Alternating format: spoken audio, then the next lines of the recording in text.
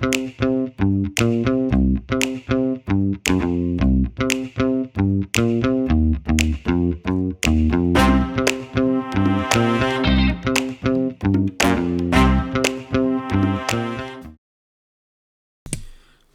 morning, everyone, and welcome to our pre-market show, Odd Stocks for the Day, where we are going into the biggest names that I have on the watchlist, trying to build a trading plan and give my analysis for those names.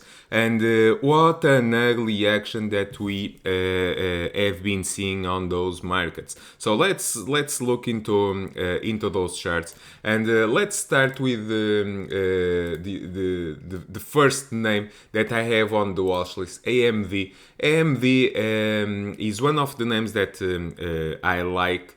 As you know, we have been trading AMD in the past. Right now, I didn't have any trade recently on AMD, so waiting for the price to make the next move. So the bull case scenario, the price yesterday, bears were able to push price back below the 8, 21 and 50-day moving average. After they have been buying 73.9, the gap that we have here, they bought it several times and trying to keep the ball on the bull camp. But yesterday, bears once again strike and push price back into the 74s. So what's next? Really, no one has a clue what the hell is going to happen. So the best here is wait for price confirmation. Bull case scenario needs above $79, that's 21-day moving average. Bear case needs below 73.8 for a gap to get filled and the possible move all the way into $68, $69. So action plan here below 73.8 goes all the way into 68, 69. Bull case above 79, it can squeeze all the way into $82, $83. So keep it on your watch. Boeing, I had some shares on Boeing this week. Yesterday, right after the market opened, it was the most perfect trade. Basically, I locked the gains on those shares. I locked my $5 on those shares, and it was the wise thing to do. Bear strike and push price lower. What was the rationale behind the longs? It was basically 153, 155. It was in the past, it was an area they have been buying 153 all the way into 156. So I was expecting a possible buy once again. That's why I bought 155 yesterday, closed at $160, and for more $5 profits. But when I start seeing some weakness on the market, I decided jump out of the shares, and it was the wise thing to do. Now what? Now the chart is as ugly as you can think, okay? We had a gap to fill at 161, didn't get filled. That's a bearish gap, okay? So if the stock breaks below $150, this can get very, very ugly. We have open gaps to fill here all the way into $120, so this can get very, very ugly. Not catching the knife, waiting for price confirmation. We have a bear gap that didn't get filled at 161. If they take price below $150, this can get very, very ugly. One of the stocks that I had to do watchlist was Alibaba. Why? The stock is coiling, okay? It's coiling here for a move. Bull case scenario needs above $280. Bear case needs below 265, okay? So below 265, let's put here, below 265, it's a short in my opinion. This can get ugly all the way to 248. Bull case needs above $280. Not saying it's impossible to happen, but right now bears in control. So if this stock breaks below 265, can get an ugly move for more than $15 downside. Okay, so keep it on your watch. Bill, I gave you this stock this week, Bill, from this buying here on Monday. Gave a nice 3 days move higher, Now what? Honestly, I don't like the kind of action that we are seeing right now on the market. So this is very, very tricky. The easy part of the trade was gone. This was a double bottom. Needs confirmation above $96 for the break higher. So if the stock continues above 96, that can trigger another trade all the way into 105, 107. But we need to see it. Right now, if you are long, suggesting stream your profits and raise the stops on the rest. Not saying that the move is over, but right now with bears in control, this can get very ugly. When this will get ugly, in my opinion, if it breaks below $89, this can go and roll over back into 82. So keep it on your watch. Citigroup, the financials are very, very ugly. Just making an update. Some weeks ago, I gave here on the pre-market show, I gave my analysis on Citigroup. I said that I was seeing a big wall. We had $49 as support. If it breaks below, we had several gaps to get filled. Guess what? So it was rejected here at 52, big downside candle breaking below the $49, and below 49 it was a short. So yesterday it 41, so plus $8 downside, $8 move, filling all these gaps that we have here. Now what? Not catching the knife. Financials are broken. Fed didn't help, saying that the rates will remain low all the way into 2023. So very, very ugly here action here. This can go all the way below 40. So not catching the knife here on the financials. Looking for JP Morgan, exactly the same thing. Break this week below the support line 96.5, where it's right now $92. Plenty the next support around $90. We have a gap to fill below $90. So this very ugly action on the financials right now. So not catching the knife, waiting for better and more better looking charts. Gold, exactly the same thing. GDX breaking below 39 yesterday, it's 37. Not catching the knife here, can continue to roll over all the way into $32, $33, so not catching the knife. GLD, exactly the same thing, break below 179, below 179 with lots of gaps to get filled. Yesterday it 174, so $5 downside. Not catching the knife also here on gold. Silver, very, very ugly action on silver, breaking below the $24 area that I had, $24, $25 area support that I had. Big downside yesterday, $21, big downside. Not catching the knife here. Big correction on the metal name, so be very careful. One of the things that's triggering is the buying that we are seeing right now on dollar. Check this out, okay? So big this is UUP, the bullish ETF for dollar. So huge, insane buying on dollar yesterday. So more than 12 million compared to the last couple of volume that we have been seeing. Explosive move up on dollar. The last time, I don't even remember the last time we saw such a big volume, but this is very bearish for the metals, and something gotta give. So either dollar pullback and golds and metals outperform, but right now staying out of metals is in my opinion is the best. One of the stocks that I gave you also this week, CrowdStrike, it worked very well on a break here, giving 1-2 days yesterday. I said trim 1/3 of the position after the market open, raise the stops on the rest. Probably your stops got hit, but the profits got kept from $134. It was the breakout, 134, gone all the way into 142. So nice 2 days move. Now what? I believe that the easy part of the trade already gone. The stock printing lower highs, if not going above 143 in the next couple of sessions. Looking for a possible rollover. First needs below 134. Below that we have 128. If it rollover, we have 115, 105. Okay, so that's right now the easy part of the trade already gone. Another name that yesterday saw some very nice action. It was Digital Ally, DGLY. This is a momentum trade, okay? This is one day exploding up, and we saw some bullish options activity on the name. This is a low floater with a big momentum popping up. This isn't intraday, this is just for scalping, okay? So didn't take any position, not looking to add any position. Can this explode all the way into $4? Yes, but honestly, I'm not risking here any trade.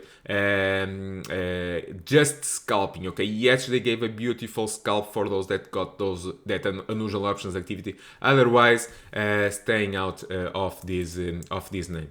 Moderna keeps trying to hold here. Not sure what the hell I'm going to do with this stock. But if it breaks below $66, 66, if it breaks below, has a gap to fill at $60, so can fall big with 200-day moving average at 46. If the stock bull case scenario, I said that bull case 72. Okay, that's the bull case. Bear case below 66 has a gap to fill all the way into $60, so keep it on your watch. NEO losing the momentum. It was looking for a possible break above $20. Didn't happen. Bears yesterday strike, so below 70.8 yesterday those, looking for a pullback all the way into the $15 area, so keep it on your watch. Nikola, it's gone with Trevor departure, the stock also leaving the station for downside. Not catching the knife here. Below $20 can get very ugly. Not sure what the hell the stock is going to stop. Yesterday saw some puts, 7.5 strike. So big downside here, potential here for Nikola. Not catching the knife, staying out of this stock and avoiding it for now. Nvidia, it's also calling for a possible move. Yesterday was looking for a break above 506. Didn't break, gone below and printing a bearish reversal candle. So after a bearish reversal candle, what I'm looking? Bull case scenario only above $510, okay? That's where it will trigger big short squeeze. But after a bearish reversal candle, what I'm looking, possible downside, 583, 483 was the yesterday lows. Below that, we have 471. If it breaks below 471, things can get very ugly, all the way in $423. So keep it on your watch. Pins, what a big explosive move this week. Gave the trigger $38, above 38 said that the target would be 43. Yesterday it 42.56 and reversed lower with the rest of the market. So the trade was gone and it was a beautiful one all the way from 38 all the way into 42. So $4 here, $4, more than 10% stock move here. It was a beautiful trade. In my opinion, the trade is gone. The stock should pull back in the next couple of sessions, so staying out of this name. The easy part of the trade is gone. Congratulations. Peloton, I believe that this stock topped yesterday. I may be wrong, but in my opinion it topped yesterday $100. What I'm looking, below 93.9 the stock can roll over. We have $90 the 8-day moving average, we have 84 21-day moving average. So in my opinion the stock should pull back in next couple of sessions. Tesla, this one got me yesterday. I tried to catch the knife, and what happened when you try to catch the knife? Sometimes goes well, but sometimes you get your little finger cut. So it was exactly what I got yesterday. Got $800 loss here with two attempts. attempts to buy the knife, catch the knife, staying out of this name didn't work, and not trying to catch the knife here. So we have the 50-day moving average at 362. If it breaks below 362, we have $330. If it breaks below $330, we have lots of gaps to fill below $300. So not catching the knife, waiting for the stock to try to find buyers. They not finding buyers right now. I'm watching, but this is a very, very tricky stock. So not shorting, but also not buying the dip anymore. So trying to look where we will find buyers. But right now, very, very ugly action from yesterday. What I was looking yesterday was a possible reversal bounce, trying to fill the gap that we had. Didn't fill the gap and gone lower. So this is actually a bearish gap, and looking for possible more downside ahead. Okay, Twitter. What a big, can I say once again, big move on Twitter. It was very, very insane, the action that we saw yesterday, and on Tuesday, after the market open, I got some calls 41 strike at 90 cents, and the stop got hit in just 1 minute, I believe. The stop got hit, and with very, very high volatility. I closed the trade flat, and just to see a skyrocket yesterday for more than $5. So it was actually $6. So it was painful to see the 1k bet that I had going all the way into more than 6k. So 6 times the money. But it's part of the trading. The analysis was good on Tuesday for a big move here on Twitter. It happens. It's part of the trading, not going to keep crying about that. It happens. Now the big question is, now what? I believe that the stock topped yesterday. The easy part of the trade gone, and what I'm looking as some possible inside days, but if the stock breaks below 43.7, we go for a gap fill. We are extended from the 8 and 21 day moving average, so some possible consolidation. But if the stock breaks below 43.7, look for this gap to get filled. So congratulations to all those that got the trade with me on Tuesday and held those calls, and very, very nice trade there. So congratulations with the trade. Zoom, another one that has been seeing some big buying pressure. Once again, I believe that the stock topped yesterday, $529, big insane move. Now what? The trigger for the shorts is below $480. Breaks below $480, I believe it can pull back. We have $450 the 8-day moving average. We have around $400 the 21-day moving average. So I believe that the stock also topped. So be very careful here in going forward. So where we stand right now on the pre-market, the index right now are on the red, and yesterday bulls try once again to break higher, but bears on SP500 make a stand, keeping price below the 8, 21 and 50-day moving average. So the bears are still in control on this market, and my resistance at right now is on SP500 33.20. If it breaks above 33.20, looking for a possible big short squeeze, but once again we need to see it. Right now, where we stand, right at the Monday lows, the point that we need to see is if Monday lows are going to hold. So we buy the dip on the Nasdaq, and I'm going to show you Nasdaq. We bought the dip on Monday. It worked very nice for 2 days bounce. On day 3 yesterday I started saying that if you got long, you should trim 1/3 of the position, raise the stops on the rest to keep the profits. Probably everyone got stopped yesterday on the longs, and now what? Now we see if the Monday lows are going to hold. If we break below 3200, okay, if we break below on SP 500, below 31,200, we have 100 points drop here all the way into 200 and moving average, 3100. So be very careful here, below 3200, big downside all the way into 3100. Bull case scenario needs above 3320 for a possible move higher. Otherwise, we can hold over the next couple of sessions. Nasdaq, exactly the same thing. We bought the lows on Monday, gave 1-2 days nice move yesterday. Bears showed up at the 821 and 50-day moving average, pushing price lower. So what's next? We need to see if the Monday lows are going to hold.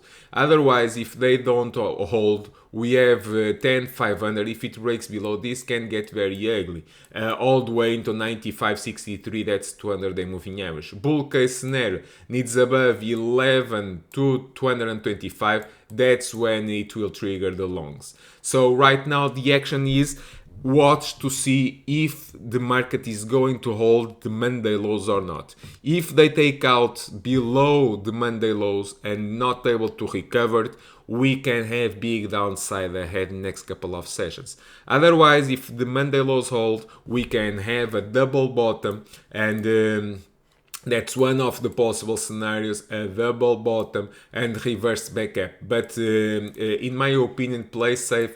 Wait, don't try to catch the knife, wait for price to break. On Nasdaq above 11,225, that's when it will trigger a big move up. And on SP 500, above 3320, okay, the safest actually 33.45, that's when it will trigger the longs, 33.45, okay. Don't be careful trying to catch the knife here. 3200 is your level right now to see. Breaks below 3100 is the next support, okay. So right now manage your risk wisely, be very careful, don't try to catch the knife, wait to see if the Monday lows are going to hold or not, okay. So thank you all for watching. Please give us a like, also leave your comments below, and don't miss the next episode. Stay safe everyone, bye bye, see you.